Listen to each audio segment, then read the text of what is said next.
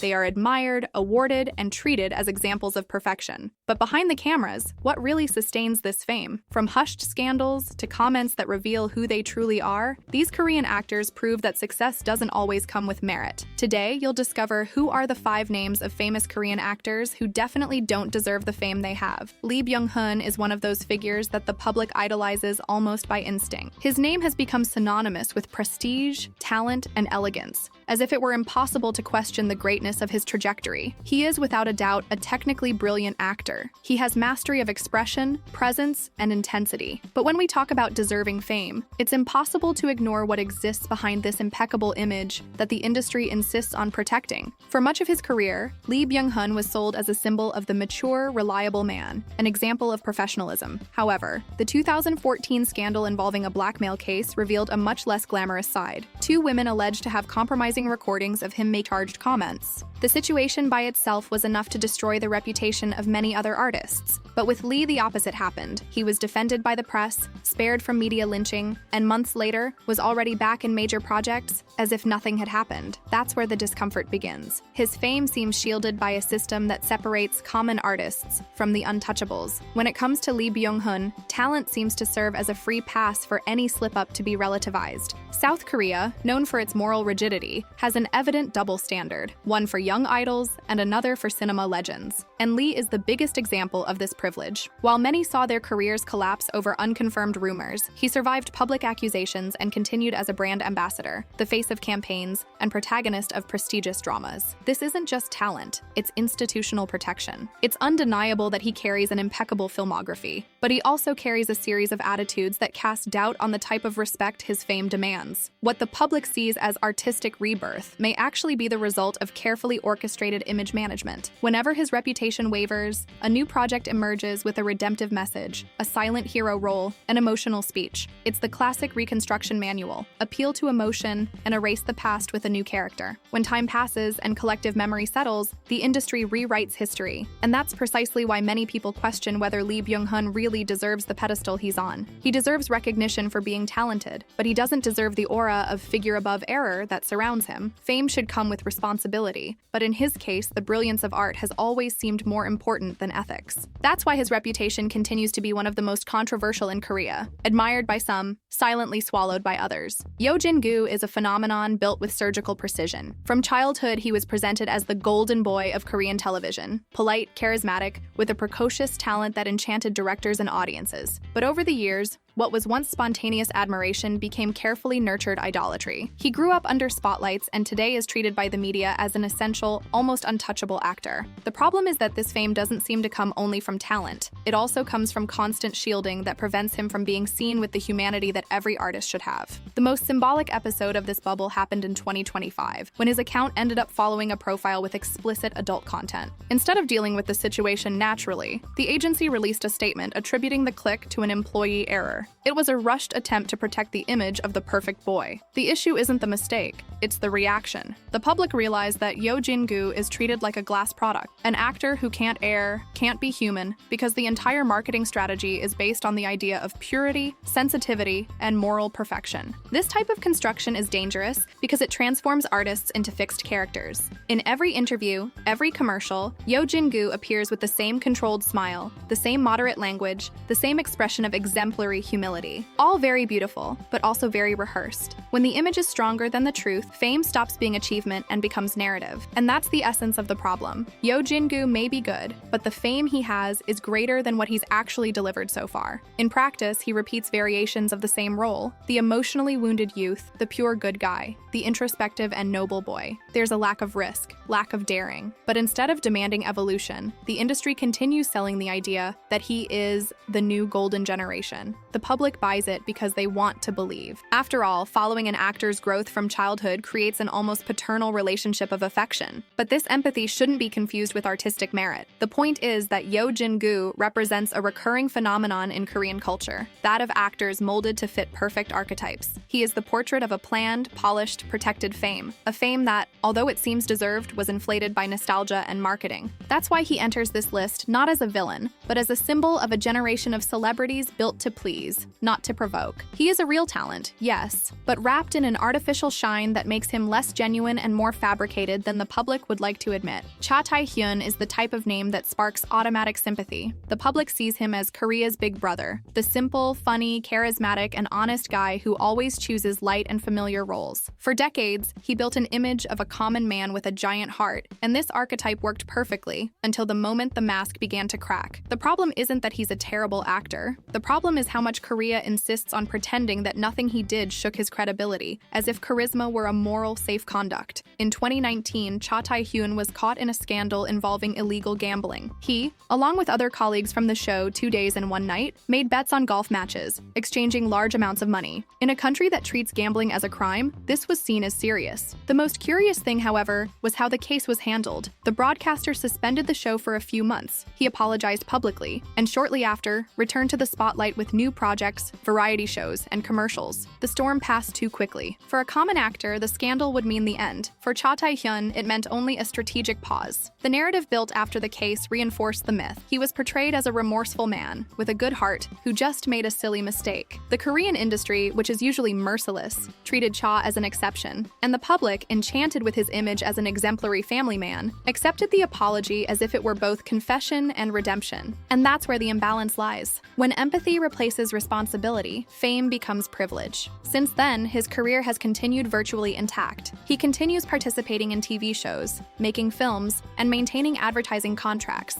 as if that episode had been just a detail forgotten in time. This shows how his fame is sustained less by talent, and more by a collective affection that borders on naivety. Korea has built around him a type of moral immunity that few possess. He can err, and the public will forgive, because the image of good man is stronger than any headline. But the truth is that Cha Tae-hyun represents a type of celebrity who lives in a dangerous cycle, that of fame sustained by persona, not by delivery. He is charismatic, yes. He is entertaining, yes. But artistically, he has been repeating the same role for years, the good-hearted simpleton. And when talent stagnates, charisma alone doesn't justify idolatry. The fame he has today is the result of years of emotional manipulation of the public, of a narrative carefully constructed to keep him above consequences. It's the typical case of too good to be cancelled, and perhaps that's why, even after so many slip-ups, Cha Tae-hyun continues to be treated as if he were the symbol of morality, except that fame that depends on forgetfulness isn't deserved fame. It's convenience disguised as forgiveness. Cha Eun-woo is the perfect face, literally. No other Korean actor represents so well the ideal of beauty that the country exports to the world. He is the standard transformed into person. Symmetrical features, flawless skin, calculated gaze. The problem is that behind this impeccable appearance, there is an artistic void that many fans refuse to admit. Is Eun-woo talented? To some extent, yes. But he is the most visible example of how South Korea has transformed image into a substitute for merit. And when fame is based more on aesthetics than on depth, the word deserving begins to lose its meaning. From the beginning of his career, Eun-woo's path was paved by his looks. He became a face genius meme. The man so handsome he looks like an anime character. This title took him to magazines, luxury campaigns, and leading roles in romance dramas, even when his acting still showed stiffness and lack of naturalness. The public, however, didn't seem to care. His face was enough to carry an entire series. This created a bubble where beauty became synonymous with talent. And within this bubble, any criticism is received as a personal attack. In dramas like True Beauty or Island, the same criticism repeats. Flat interpretations, little emotional variation, dependence on looks to sustain the impact of scenes. Even so, each new project is treated as a milestone, as if Cha Eun-woo were constantly proving something. The media places him on a pedestal he hasn't yet conquered artistically, and that's what makes his fame so questionable. When an actor is praised not for what he does, but for what he visually represents, it's a sign that the industry is more concerned with selling faces than performances. And it's not just a matter of talent, it's also about behavior. Recently, criticism emerged about how he distances himself